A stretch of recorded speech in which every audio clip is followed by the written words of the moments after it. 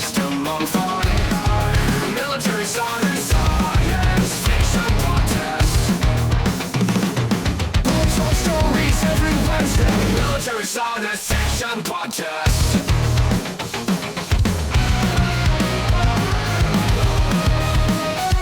Discussion, interviews, reviews, and rants. Military science fiction podcast. All right.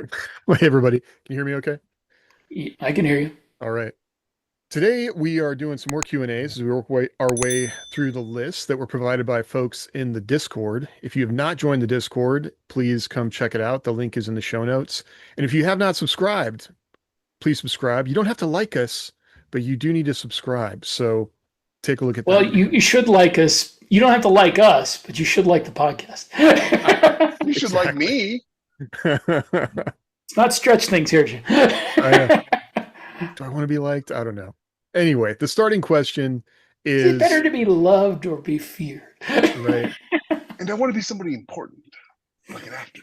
There is no, I know. I've got opinions to share. I should start out being an actor. Our first question is a productivity question, and it's about working on multiple projects at a time. And I think maybe people's minds jump to two books, two stories at a time. But one of the things about working is just you've got multiple projects all the time. So you might be writing one thing and editing another thing, or you're working on marketing stuff while you're writing something else. So, okay. So Rick has opinions. Rick, you want to start it off? No, I'm saying I don't do any marketing. Oh yeah. But I mean, Every time you post, it's marketing. all right. Well, yeah, but I don't have to like steady up to do that marketing.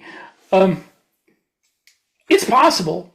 I'm going to tell you right now that it's really difficult to work on two different projects. I mean, I've done it before, and right now I work on one at a time. But it's difficult to work on two different stories at the same time. And the only way I found that I could do it is if they're really different. Because if they're not different, then I start using the same voice I did on the first one in the second one.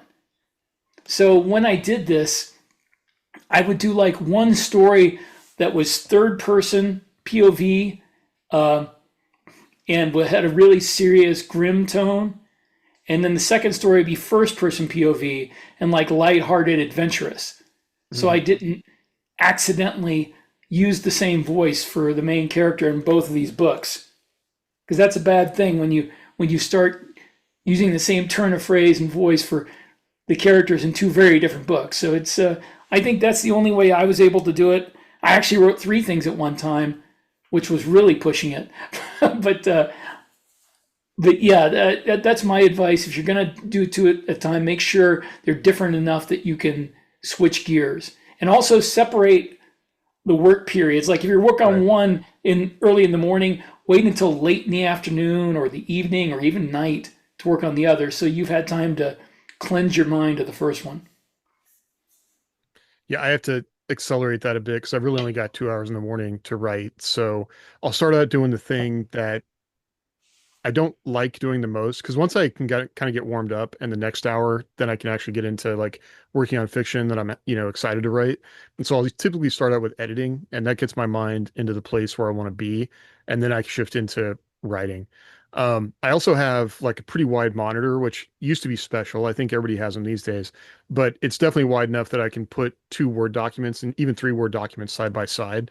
So one thing I've really been trying to do lately is as soon as I feel the urge to switch off and go like, do some brain rot on social media, I move to the other document. I don't even open up a web browser. I just move to the other document, start editing, doing that work. And then as soon as I feel my mind slipping again, I go back to the other thing.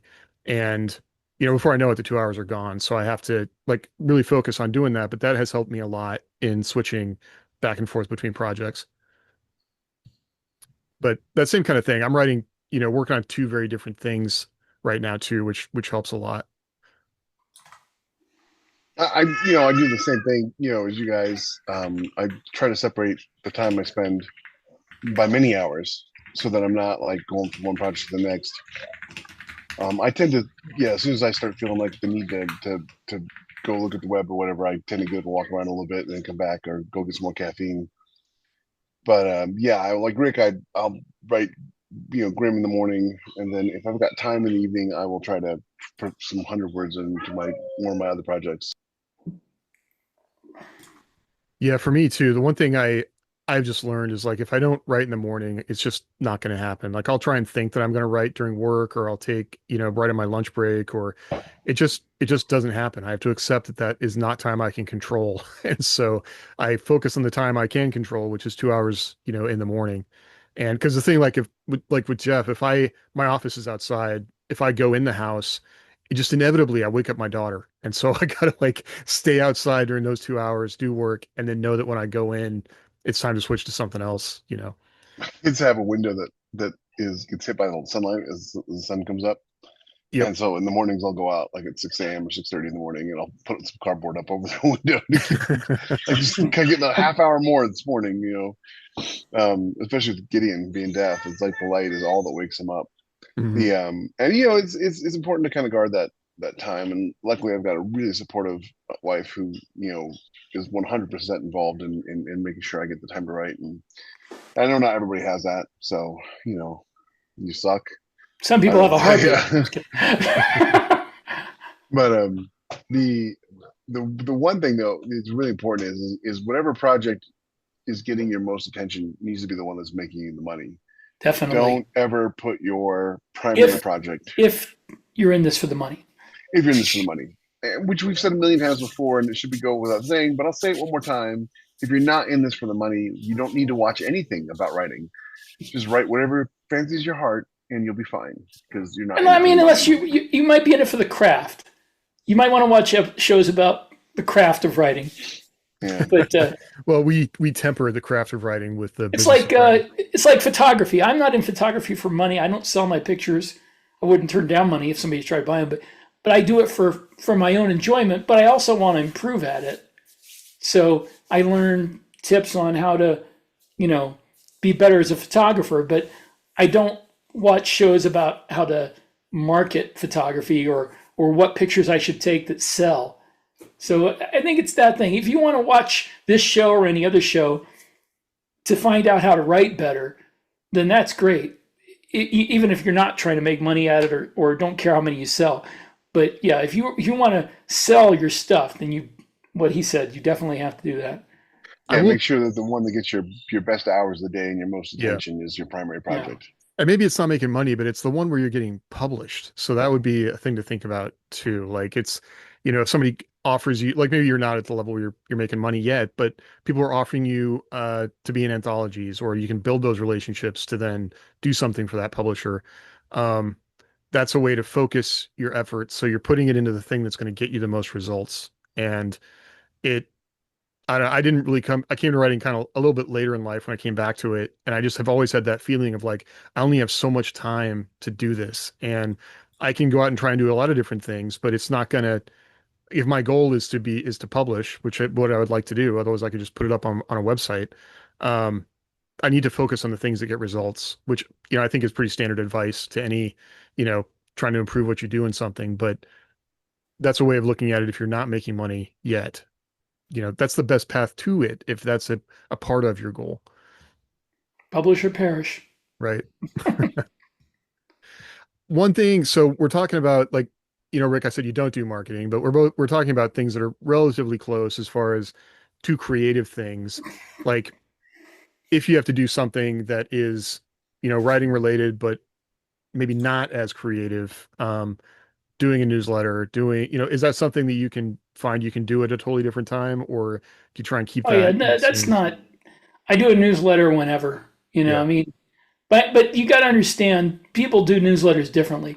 My newsletters are not these long rambling, like one of those things that you send to your family at Christmas, telling them how your life is going. All my newsletter is, hey, I'm having a good summer. I hope you are too. It's warm and dry here. This is what I'm working on. This is what's coming out now. This is what's coming out soon. This is somebody else's book that they asked me to put in my newsletter. Bye. That's it. So my newsletters are not, they're not like maximum effort things, to borrow a phrase from Deadpool. I have given up on newsletters, so I'm glad you keep doing them because it feels like consistency is the way to at least get somewhere with I newsletters. want to give up on them, James. I really do, because I Yeah. don't believe they are worth the money. I Hmm. really don't. I don't. I don't believe they're worth the money. I don't believe they're worth the effort, and they cost money. I mean, besides the $30 a month I have to pay to MailerLite, I also have to pay like $100 and some a year for a PO box. You know why? Yeah. Because you have to have a physical address on your newsletter, because some of the people you mail to are in Europe. If you don't have a physical address, it's this huge fine, and it's a fine for every single one you send to anybody in Europe because of the EU's incredibly inane and draconian laws. Just use the local police department as your address. You'll be fine. Yeah. Yeah, that is part of it. And I mean, a PO box is not a bad thing to have anyway as a working writer if you are receiving stuff from people, in the I age get of nothing. I get Google nothing in this Maps. PO I box mean, ever, except junk mail. in times when I asked for it, I've gotten physical mail, or invited people to do it.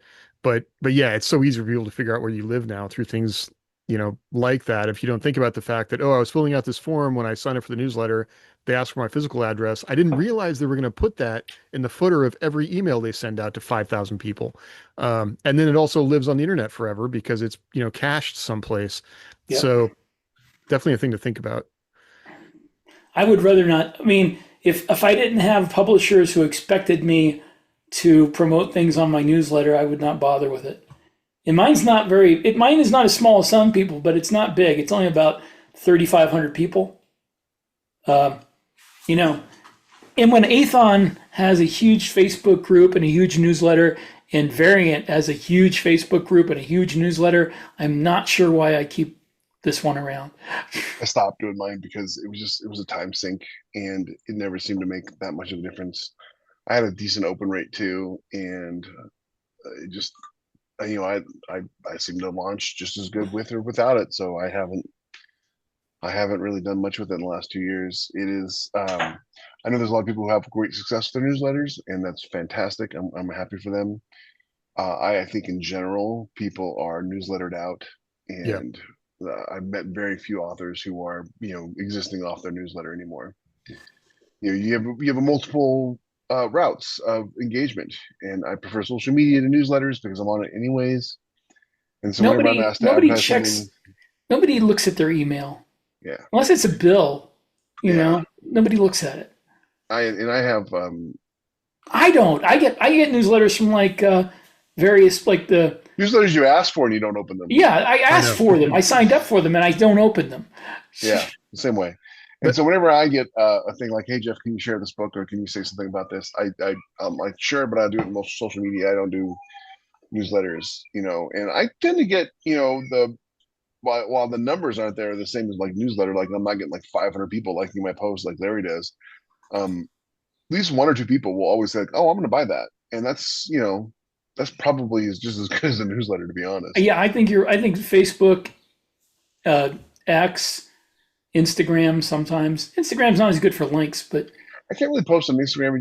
They make it so hard. But X and Facebook are really what easy. I will do on Instagram is I will take like a photo of the paperback book, or you get like the cover art and put that to up. post on, and I get good engagement. Am I back? Yeah. yeah, Okay. You weren't synced for a second, so you were sitting there not talking, but your voice was going. I'm actively moving away from that kind of social media. So, I've been putting a little bit of effort into YouTube as a discoverability thing. But again, like working with publishers, it's not as much of a, if somebody emails me or like Discord is kind of doing this has become, the main marketing thing that I'm doing. My biggest frustration with, X isn't quite as closed. Facebook is just, there's no search. Like you can search within the platform of Facebook, but if somebody's trying to find something about you from outside, you got to have a Facebook account. You got to do all this and that. And Facebook is increasingly an older audience, which, okay, maybe we could say But Millisep is that's an older my audience. audience too. I know. That's the thing. So, Yeah. My I know. audience is the Facebook audience. There's no doubt. When I think about the amount of time those things are stealing from me, I'd rather just focus on, producing work. That's what gets me more attention than, posting Well, I mean, places. it only takes as much time from you as you let it take. I don't sit on Facebook all day. I just check, see if I have any notifications from my Science Fiction Worlds of Rick Partlow account, and if Hmm. I do, I answer them, and it's a few minutes a day. It's not really that big of a deal. You have, You shouldn't let yourself get pulled into it. you have more willpower than I do. No, No, I just have, yeah, you have all that other stuff. You got, your kid, you got a job, a full time job. I mean, this is it. So yeah, you it's got more like things dragging your attention and time. dragging my attention down. Well, the time is so finite. But it's just weird. It's like like that's the problem with social media is you're chasing these audiences and they're even trying to segment themselves into different audiences. And I've never gotten into Instagram, so I really couldn't tell you the best way even to post or market on Instagram because I don't like to use Instagram. So um, Facebook was a way to keep in contact with people, but even then, I don't want to go back and look at when people comment on things because then I have to interact with it. So yeah, for me, it's a big time suck that I have a hard time staying away from once I get sucked into it. I tend to. All I do on Facebook with my writing is I put up new stuff. I'll put up friends stuff, and if I see an interesting article that's related to the military, the future of the military, or science fiction, I post that. And if anybody messages me or comments on that, I'll answer them. It doesn't really take that long. Mhm. I tend to run and gun on Facebook. I'll post something and then I'll never check the comments because it's not that I don't want to talk to people, but there's always one person who wants to be pedantic or And you block complain them. or do something, and and I'm not a huge fan of that. Plus, also, I just don't have time to engage people who want to argue, and I'm not so devoid of my emotional ability that I can look at some inflammatory statement and feel nothing. So I tend to avoid Then just the delete it. comments. No, I just tend to avoid the comments in general. Yeah, and I'm not above deleting stuff. Believe me, you guys know that. I'm the ban hammer. But it's just easier for me just not to engage. Twitter's kind of the same way. I'll post something that I think is interesting, or I'll ask a question, or I'll make a comment on a post, usually political. But I don't always go back and check it, just because there's a million people out there, and I all of get them have their own notified, and opinions. if somebody says something stupid or insulting, I just block them. And it's like somebody says something insulting, f you, block. I just because I'm not paying attention to it all the time. Like if I do choose to comment on something and then realize like, oh crap, I just commented on something that is like a much bigger controversy than I thought it was. That's again, I just don't need to care. Like AI. Yeah. Exactly. Like it's just not a productive use of my time because I have so little of it. So And by the way, a lot of the comments are from that's the part of bots. it too. Like you can't even tell anymore what's real or not real. And then I spend time thinking about that because that is a thing that weighs on my mind much more than a lot of other stuff. I kn- I like to know who people are. And if I'm talking to someone that I know through Facebook, then I would like to have an actual conversation with them. But all the other people that weigh in, like I don't know if they're real or not. And if they make me mad, like now I'm even more angry because I'm getting mad at somebody that I don't even know if is real or not. So Well, it's just not that's the problem. The problem isn't just that you don't know mhm, if they're real. The problem is also sometimes they don't know if you're real. right. Because if you don't know somebody personally, say it's a friend of a friend or a page you follow, and somebody makes a comment you think is stupid, you might think, is that actually a person or is that just a bot trying to bring clicks? So it's gotten to the point, and I don't find this on like as much on my personal Facebook page, but in anything that's like public, because I limit my personal Facebook page. It's only my friends. Mhm. It's not nobody else can see it. Um, but the public stuff, like the photography and the writing, that yeah, you don't know. You look at these names like you see some picture of a college girl and the name next to it is Ibrahim Yusuf. I mean, that one's obviously fake. They're getting better at it though, is the problem. Like they'll have sleeper accounts that they sit on for 5 years and then bring them back up. Or, I mean, I realized that I had been on Facebook since 2011, so I've been on that's a since long time. 2008. Yeah, 2000. Well, because I had an EDU account. So has it been that long? Maybe I got it before then. Because I still remember the day that my Facebook account got turned on because I went to check my email and I got all this flood of emails from Facebook. I was like, yeah. Rebecca, what did you do? She made me a Facebook account and do something. And it was 2008. Well, just recently, I had a buddy that got a job as a pharmacy tech, and so people were congratulating him. And I was like, I would gladly buy drugs from you. And Facebook, I've never been like censured by Facebook, but Facebook sent me all these warnings and like I'm on probationary I got status. banned for that recently. Man, you got off lucky. It made me laugh because I'm like, whatever, but because that was a good joke and I wanted him to see it. He'd Well, been a I bartender posted before. on something Larry said because someone had some wild, just out there take that was just completely nonsense. I was like, man, I want whatever drugs this guy's on. And Facebook got banned me for 30 days for seeking drugs. Yeah, which is another part of AI that's stupid and not working well. So, and that's the problem, I think, putting effort as a writer into a thing like a newsletter or a thing like even posting on social media, because even if we might say that that is a bad thing to do, it's not authentic, it's not going to make people like you, there are 100 other people that are doing it and they're doing it continuously. So where can you put your effort into a thing that's actually going to get people to, know, like, and trust you? Um, where your time is well spent. And I don't have a good answer on that right now. Like it feels like a thing like Discord, but what I don't like about Discord is it's hidden. Like you're not going to find a Discord community unless you come to it through like YouTube or some other thing where you have found it and somebody shares the link with you. Um, you can't search for it. So that's a problem. I mean, at least for a writer who's trying to, engage an audience and bring more people into your work. And again, it seems like the only real way to do that is to write more things. And the people that are searching on Amazon or in their Kindle interface will find the new thing that you wrote. And that's much more valuable than other stuff. So that's where I'm trying to focus at least. Well, we have another question. We I want do. to add one thing real quick. I Yeah. read a book a while back, or I read part You of a book a while did? back. Cool. Congratulations. That Rebecca showed me, and it was in it. This lady was talking about how whatever you do first thing in the morning, and this goes back to our writing schedule, should be the thing that makes you the most money, as Mm. close to the money line as possible. And so, bear in mind when you're talking about Facebook and Twitter and all that stuff, it's so far away from the money that it's always tertiary. Right. They should pay us. Like that's my biggest frustration lately is like they should pay us to be on those platforms. But anyway, so here's a good question. My readers appreciate how I imbue my work with realism. It can make or break a writer's career if they don't get it right. Can you talk about how you approach realism and how you feel about it? What happens if you get it wrong? How do you deal with that?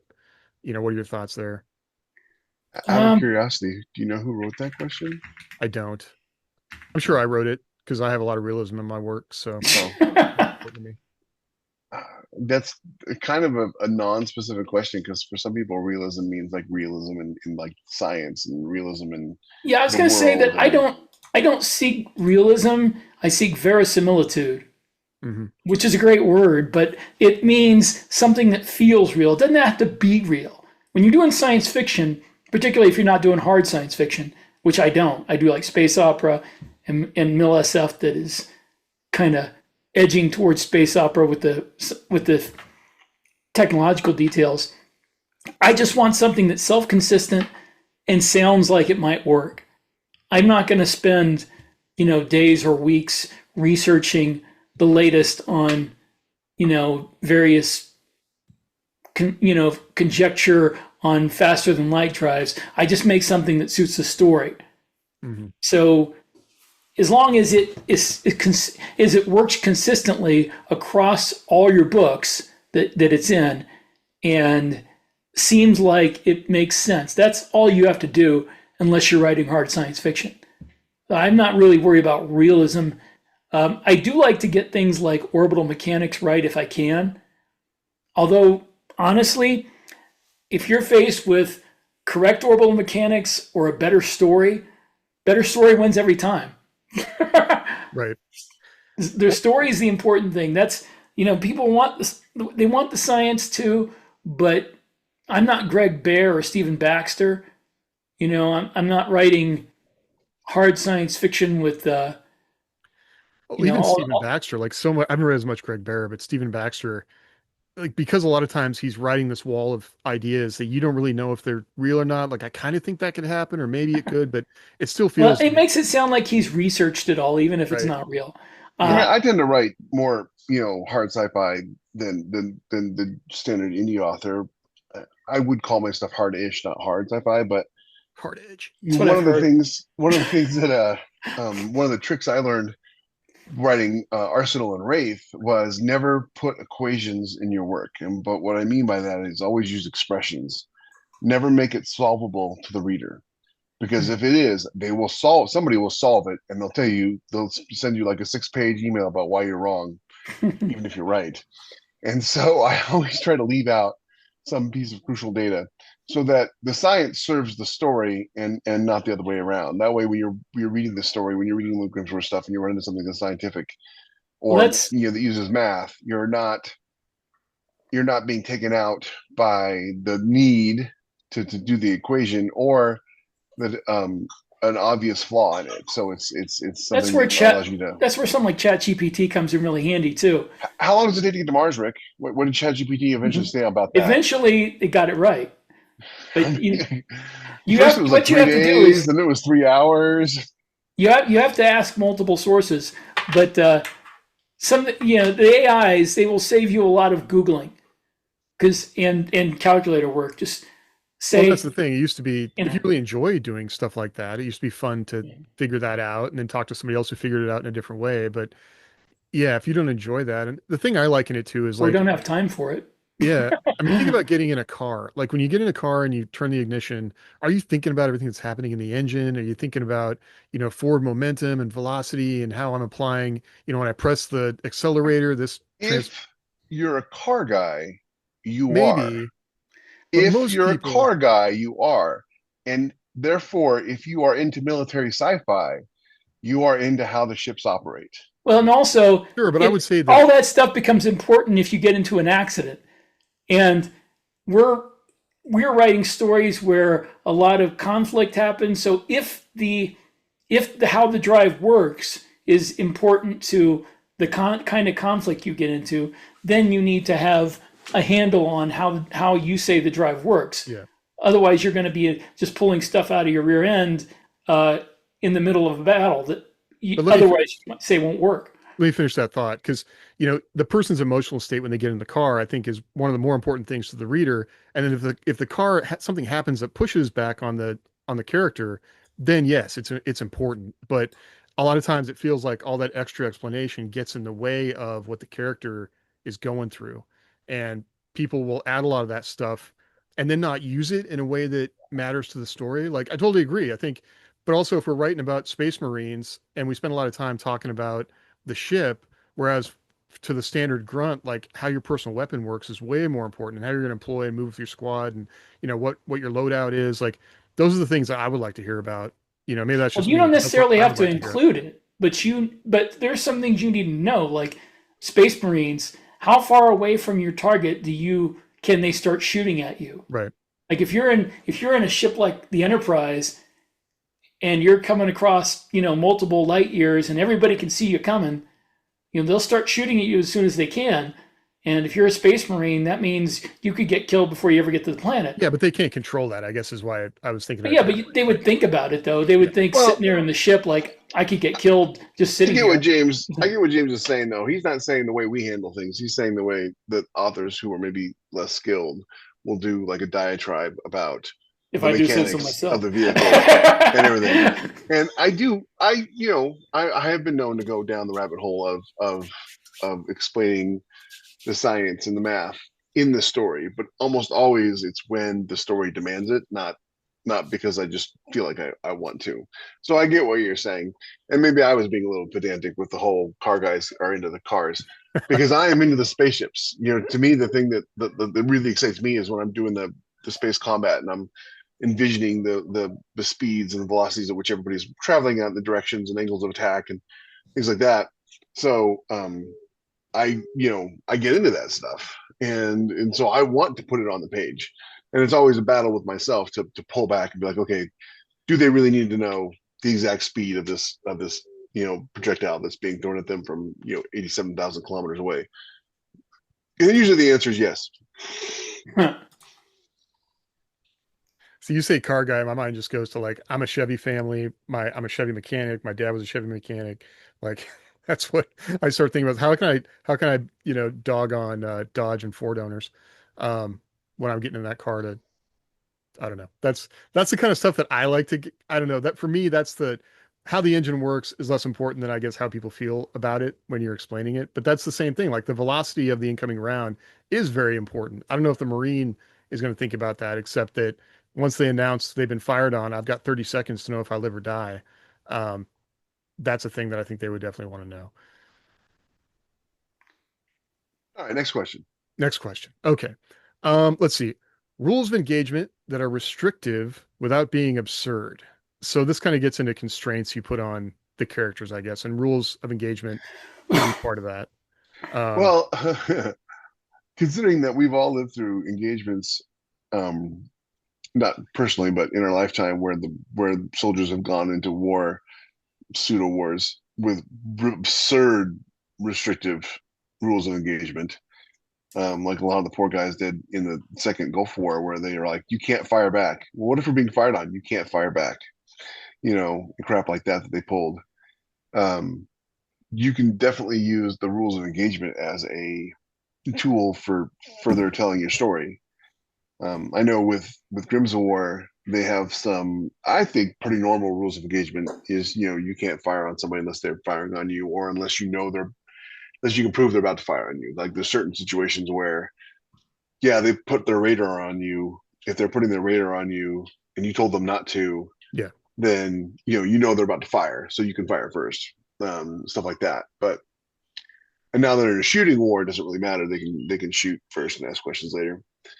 But I did definitely had some of that in the book, where it was like, no, we can't do that. If we do that, then we're basically declaring war on them, and we can't declare war on them, and vice versa. I mean, like there was a great engagement in book 4 where they were being chased, and the enemy captain, they're like, his first officer's like, well, why don't you shoot at them? He's like, because if we shoot at them and they get away, then they have proof that we started a war.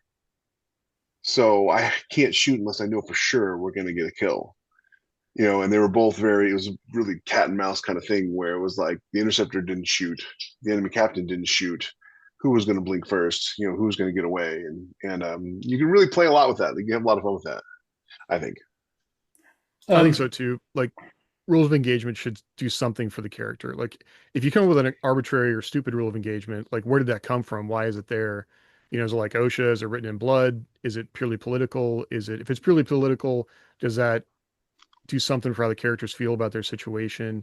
If you just come up with something because I felt like I had stupid rules of engagement when I was deployed, I mean, as a private, you don't understand why those are there, and you might not be paying attention to it. But if you're secretary of, at some secretary level, like that may mean something different to you. And how does that make sense? Rick, sorry, I cut you off. Sorry. In the reason for rules of engagement in the modern military is mostly for optics, for the image you present to the press and to the public of what you're. And that doesn't apply as much in most of the books I write, because there is no live communication in most of them between the battlefield and the public. So basically, the government shapes whatever gets reported about the war. In Drop Trooper, in the first 4 books in the war, I mean, they have rules of engagement, but they get broken a lot, and nobody back home ever finds out. And unless one of the other military people reports the military other guy who did it, it never gets prosecuted either. So the rules of engagement are pretty loose. They're not supposed to kill civilians. They're not supposed to strike non-military targets. But the enemy tends to use, they don't have the same kind of ethics about using, places with civilians to put their missiles and stuff. So a lot of non-military targets get struck. And in the situation in one of the books where a bunch of the enemy women females uh, start using IEDs against the drop troopers, they just mow them down, the whole lot of them, because they and nobody stops I them remember that because scene. That yeah. was a Yeah. that was a Well, really they've shown powerful themselves to scene. be combatants. I think that's part of the, whatever journey you want to have your characters go through. Like moral injury is a thing that people really feel. And if I'm doing something that I feel is immoral, regardless of what the rules of engagement are, I mean, you could say that, okay, we have the Geneva Convention, so we're not gassing each other like we did in World War One. But then when we're constantly fighting people that don't adhere to the Geneva Convention, what does that mean? Like, are we going to carry it on and put ourselves at a disadvantage because we are adhering to this, like our laws? Well, we would, because we There's don't, time well, for to, two reasons. One, we don't need gas weapons to overcome the enemy for the most Mhm. part. And two, like I said, we have reporters embedded, we have cell phones, people taking videos, and it gets uploaded live. The very So, fact that that kind of behavior would be prosecuted and frowned upon and derided shows which side has the moral superiority, but the Right. so to thing speak. I is, guess that's where I'm going with this. if you don't have that, I mean, because that wasn't around in World War II, that wasn't around World War One, Well, there were and embedded reporters in World War II, but yeah, yeah, but no, those stories had to be approved by the government before they yeah, I were know. considered. I just wanted to mention that Yeah, there but I were. mean, there wasn't like live uploads of video coming from the battlefield.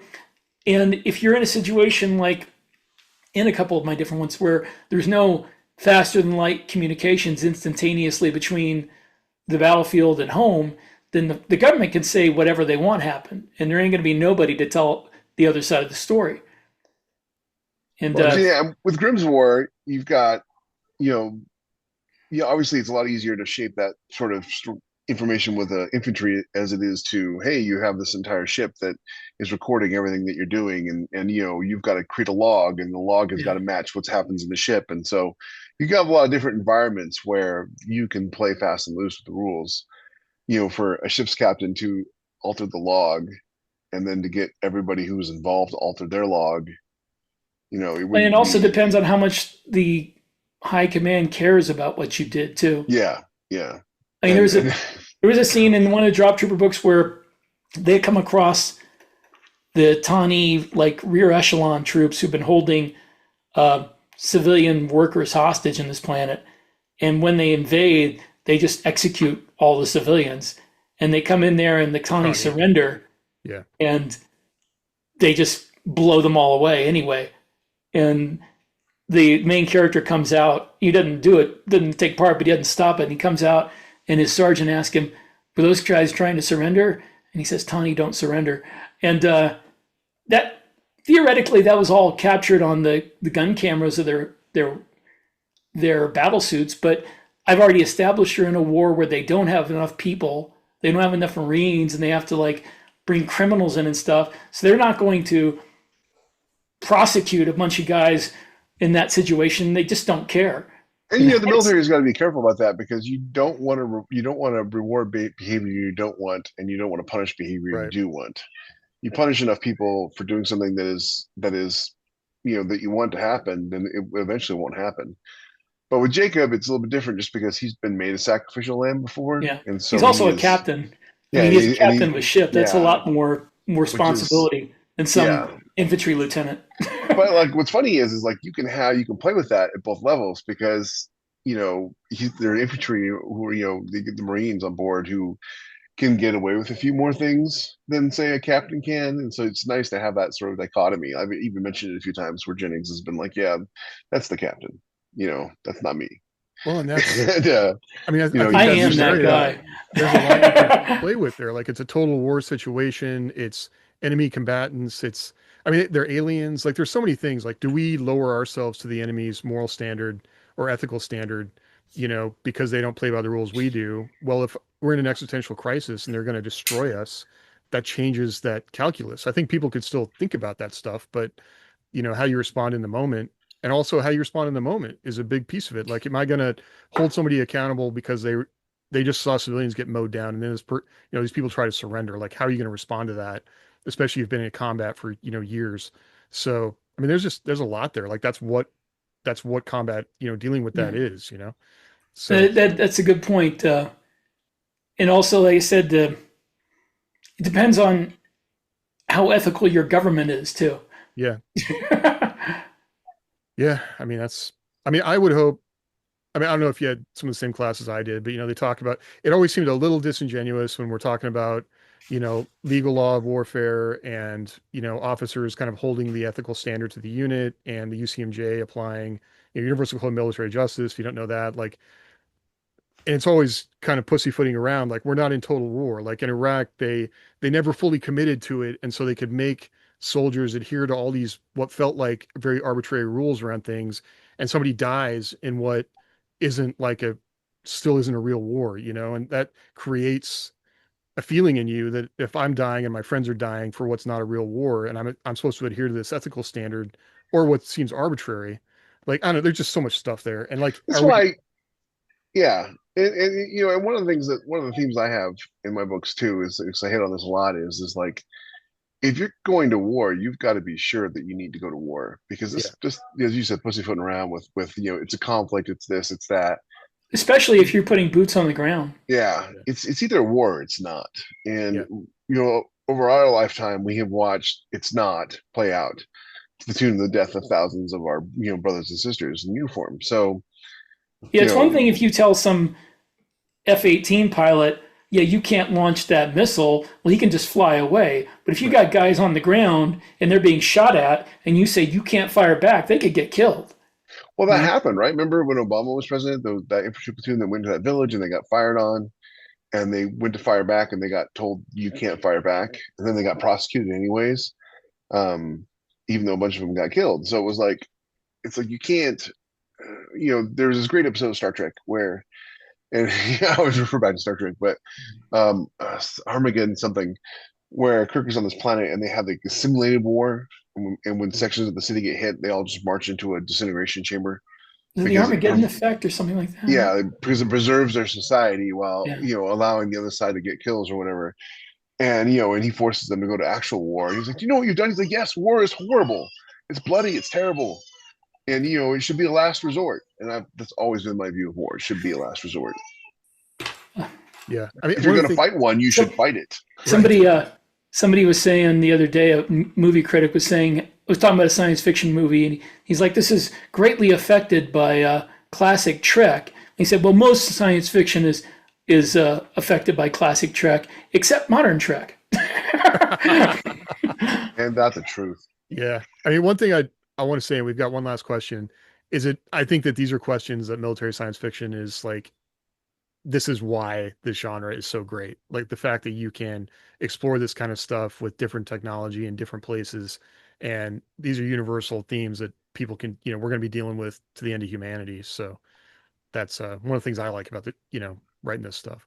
When you're thinking about putting themes in your books, and you should be thinking about, in my opinion, you should be thinking about putting themes in your books. Keep them universal. Don't don't get so overly specific that your theme is going to alienate people because universal themes are themes that everybody can feel and agree on, and those exist. Leave no man behind, and brotherhood, and retribution, and betrayal. These are all themes. If you get overly specific with like kill all X people, that's not a theme. That's a political agenda. So just bear that in mind when you're doing your themes, to keep them broad and relatable. That way, you allow people to bring their own thoughts and ideas into the story and relate to it without you telling them how to relate to it. And by the way, even if you don't set out to put themes in your book, by the end you're going to have a I know. theme. I was going to say, that's where You're my gonna, neuroses come in, right? you're going to have you're going to have a theme in the book. You just want to make sure it's the theme you want to be there. Because Right. if you don't think about the theme you're aiming for, there's going to be a theme maybe you didn't intend on. Well, I mentioned this before, that scene in Westworld where the guy's like talking about my story will take the people on a journey of cannibalism and rape and all this other stuff and blah blah blah. And then he asks Anthony Hopkins' character, "Well, what do you think?" He's like, "I think your story says more about you than the people attending the park." And that's 100% true. I have read stories, and I'm just like, I don't think the author intended to put this in here, because if he did, he's saying something really awful about himself. Yeah. I've read a lot. I mean, or partially read a lot of stories like that, and I'm like, Yeah, is this supposed to be something I want to read? And Yeah. movies are even worse. I watched the movie and I'm like, why did anybody ever think I would be interested in watching this? It's not something. It's not something I ever would have wanted to watch. It's not, or something I ever would want to read. How could anybody think this was edifying in any way? I know. I didn't watch it, but I've seen enough clips from the last season of The Witcher, that there's this bad guy in it, and he ends up killing all these people that are the good guys. And I've commented on it, and I basically said, like, the writers intended this to be the bad guy and the people he killed to be the good guys, and you're supposed to be sad about the people he killed. But they wrote it so poorly and put so much of their own thoughts and ideas into what the good guys were. You root for the bad guy to win, and you don't consider him the bad guy, because their themes are abhorrent to 90% of civilization. And it's so funny, is because, like, when I first started writing, seriously, I was like very mercenary about it. I'm just doing this to make money. I'm not trying to say anything. I'm just trying to write a story that's fun. I got about 4 books into Arsenal, and I looked at my wife, who said this all along. I was like, oh, I guess I do put themes into my books. Yeah, that's why I said you will put a theme in the book, Yeah. whether you mean to or not. Yeah. Yeah. You're gonna put your own ethical standards into the book through the main character. The great thing about being more deliberate about it and learning to be more deliberate about it is it allows you to do things like put a theme in the book, and then have the villains have their own theme that is the opposite of the theme that you give your heroes, and Foreshadowing. allow you to create characters that are diverse of thought and opinion and aren't just different echo chambers of your own mind. And when you get to that level, it really makes those characters pop. People talk about 2-dimensional characters versus 3-dimensional characters, and caricatures of characters. Really, ideally, what you want to get to the places where you have a character who can hold 2 opposing thoughts in their head at the same time, and metaphorical head. And that is a struggle. That is something that we all relate to, because we all have that. And they're not just, this is what I would do in this situation. And so, therefore, every time my character makes a decision, it's just the decision I would make. You need My to go to the place my first really successful book, Glory Boy, is all about that. Basically, somebody who's got the whole cognitive dissonance thing. He's raised a pacifist and joins the military because of a sense of responsibility and duty, and then winds up killing more people than cancer, and keeps like asking himself, what did I become something evil? Was everything I believed wrong, or is what I am now bad? See, and that makes for great stories. Yeah. I mean, there are no good. I always give a character a choice between 2, terrible options or 2 relatively good options, right? And that's, yeah. I mean, those are questions that don't go away. Yeah, so when the more you do it deliberately, the better you get at it, and Right. the better you get at it, the more enjoyable story that you write. And just too many people, they just never deliberately write, or they say stuff like, and I hate when I hear this, oh, I do that already. I do that naturally. No, you don't. Yeah. You did it by accident. That is not the same thing. The muse brings it to me. Okay, last question. How did you handle your first rabid fans? How to navigate celebrity, or maybe what's it called now, parasocial relationships, no matter how small. Celebrity. None of us are celebrities. 1 second. I had an Becky, AI what's a impersonator. parasocial relationship? Oh, that's Like a where parasite. you think you're friends with somebody even though you're not. That's hilarious. Well, since I am very far away from all my fans, I can afford to encourage all their parasocial site behavior. I just They can never come. They can never come visit me. So, except actually, a couple of them did. I have been visited by fans who happened to be going to Yellowstone, and they wanted to meet me for lunch at like Cody. So I did, because it was cool. I have a couple of super fans, which is really fun. They showed up they drove like 6 hours to come to the book signing I had in October. One of them brought me a rifle, so I'll take that kind of super fan any day of the week. As long as he gave it to you the right end first. Yes, yeah. I was actually a little worried. He was like walking me out to his truck, and his buddy was behind me, and I'm just like, "What are you guys doing? Just kidnapping?" But no, It's going to be a misery situation where they think you write another Grim book. Hey, that might be good for your production. You don't fit in the trunk. Wait, you guys taking me to a cabin in the woods so I can write more? Oh no. Yeah, I mean, when it's good, it's great. Like, I've been able to go to a few things where you can have conversations with people that remember more stuff about your book than you do, which is always a little It's not hard at this point. Yeah, but other things like I've got a funny story about that. Like, typically, if that happened, like somebody wants to email all the time, like slowing it down. I'll answer the question initially or talk to them initially, maybe the second email, and then start phasing that out. So because I don't talk to hardly anybody with like rapid fire emails, so I'm not going to do that for somebody I don't know. But recently, I had an AI like impersonate a person. Like, actually, I can't tell if it's an AI or a marketer. Actually, I'm still a little confused about if it was, because I've read other stuff that was AI doing this, or the whole book club scam that's been going around, and this one was way Yeah. better. But they were complimenting my series. They were like asking me questions. And at the end, this is after like 2 weeks of them sending me emails and me feeling kind of bad because I didn't respond. They finally tried to sell me on book art. And I was so angry about it. I was like, dude, I get frustrated if I feel bad if I don't respond to fans, and you're basically capitalizing on this with me to try and sell me something. Like, I'm never going to use your service like I would have anyway, but if you want to sell me something, just sell me something. Um, It's but funny, that every time I was get that frustrating. book club one, I'm just like, you don't need my permission to include my book in your book club. Yeah. Yeah. You know, feel Yeah. free, you got Go 3,000 for it. readers. Go for it, That's Yeah. the great thing about